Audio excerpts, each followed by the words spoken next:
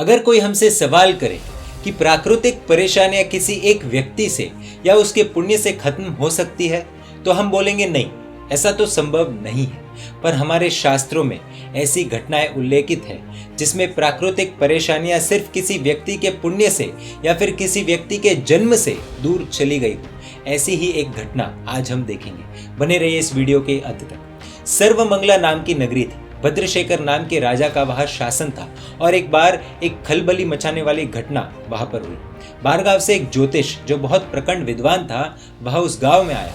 उसने भरी सभा में घोषणा की कि इस नगर में 12 साल का दुष्काल पड़ेगा और उसने ऐसी चुनौती भी दी कि अगर मेरा वचन झूठ हुआ तो मेरी इस जीभ को आप काट डालना। राजा ने उस चीज को ग्रहण कर लिया और दुष्काल के अंदर जो भी सब सुविधाएं करनी थी उसके लिए आदेश दे दिए। 2-3 दिन बीत गए। उस विद्वान को राज दरबार में ही रखा गया। एक तरह से राजा का मेहमान हो चुका था। सब टेंशन में थे कि पता नहीं ये दुष्काल का वक्त कैसे गुजरेगा, जीवित रह पाएंगे भी या नहीं। एक शाम घने बादल छाने लगे, गड़गड़ाहटें होने लगी और 12 वर्ष के दुष्काल की बात को भुला दे वैसी गर्जना के साथ धमधुक्कार बरसात हुई। प्रजा को तो राहत मिल गई, लेकिन विद्वान को पकड़कर राजा के सामने पेश किया गया। विद्वान को पूछा गया कि अब बोलो ये क्या है। अब तुम्हारी जीभ नहीं रहेगी, काट दी जाएगी। बहुत बड़े दावे से तुम बोल रहे थे कि बरसात नहीं गिरेगी और अब खुद देख लो। विद्वान भी आश्चर्यचकित था कि ये क्या हो गया। आज तक विद्वान का एक भी वचन निष्फल नहीं हुआ था, तो फिर ये कैसे हुआ। दोस्तों, नियति के आगे बड़े बड़े विद्वान फेल हो जाते हैं। उसने राजा को कहा कि यह असंभव है, लेकिन जो भी हो बरसात तो हो रही है। इसके पीछे बहुत बड़ा रहस्य हो सकता है, इसीलिए यहाँ पधारे केवली भगवंत से हम निर्णय करते हैं। राजा ने कहा ठीक है। केवली भगवंत के पास जाकर उन्होंने पूछा कि ये क्या है। इस विद्वान ने तो ऐसा कहा था कि 12 वर्ष बरसात नहीं होगी, तो फिर ये कैसे हो गया। विद्वान का मुख देखकर केवली भगवंत शांतता से मुस्कुराने लगे और उन्होंने अपनी देशना शुरू की। धनदत्त नाम के श्रेष्ठी यहाँ रहते हैं। उनकी धनेश्वर नाम की पत्नी है और उनके लड़के के प्रभाव से यह बरसात हुई है। विद्वान ने पूछा ऐसा उसने क्या किया है जिसके कारण से बरसात हो रही है। उन्होंने कहा कि पूर्व भव में यह बालक एक भिखारी था, उसको एक साधु भगवंत मिले।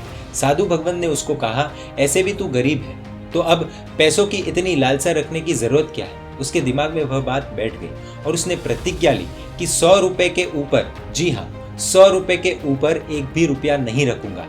100 रुपए भी उसके लिए तो करोड़ों रुपए जैसे थे, ऐसी उसकी दयनीय स्थिति थी। और चमत्कार मानो या जो भी, भाग्य ने जीवन पलट दिया। वह 100 नहीं बल्कि करोड़पति बन गया। किंतु उसने अपना लिया हुआ नियम नहीं तोड़ा और जो पैसे बढ़ते थे उसके नियम के उपरांत सब के सब वह दानशाला में लगा देता था। लाखों लोगों को, गरीबों को, पीड़ितों को, स्त्रियों को, अनेक जरूरतमंदों को भोजन की व्यवस्था करवाई।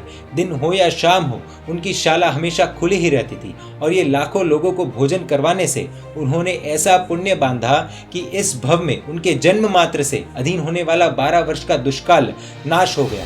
ऐसा पुण्य सिर्फ एक आत्मा का भी हो सकता है। राजा ने विद्वान का दोष न मानकर उसको छोड़ दिया। दोस्तों, हमारे शास्त्रों में ऐसा वर्णन आता है कि तीर्थंकर जिस क्षेत्र में विचरते हैं उसके आसपास के 125 योजन, 1 योजन यानी 12 किलोमीटर, तो 125 योजन तक ना कोई रोग होता है, ना कोई दुष्काल होता है, ना कोई छोटे जीवों का उपद्रव होता है। ऐसा प्रभाव तीर्थंकर का होता है। हम अगले स्टेप में आते हैं। युग प्रधान आचार्य का जब जन्म होता है, वे जहाँ विचरते हैं वहाँ 1.25 योजन के क्षेत्र में यही परिस्थिति होती है। वहाँ किसी भी प्रकार का उपद्रव नहीं होता। इसलिए ऐसा कहना शायद गलत नहीं होगा कि पुण्य के आगे नियति को भी झुकना पड़ता है। इस पूरे प्रसंग से अनेक चीजें समझने जैसी है। पुण्य के आगे उपद्रव को भी शांत होना ही पड़ता है।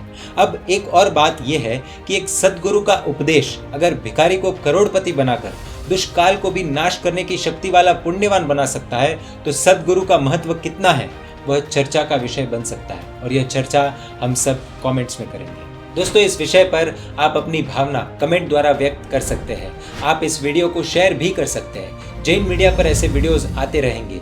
देखने के लिए आपको Jain media YouTube channel subscribe कर नोटिफिकेशंस के लिए बेल आइकन प्रेस करना होगा। आप हमें फेसबुक और इंस्टाग्राम पर भी फॉलो कर सकते हैं। परमात्मा के आज्ञा विरुद्ध कुछ भी कहा हो तुम इच्छामि दुक्कडम। जय जिन शासन, जय मां।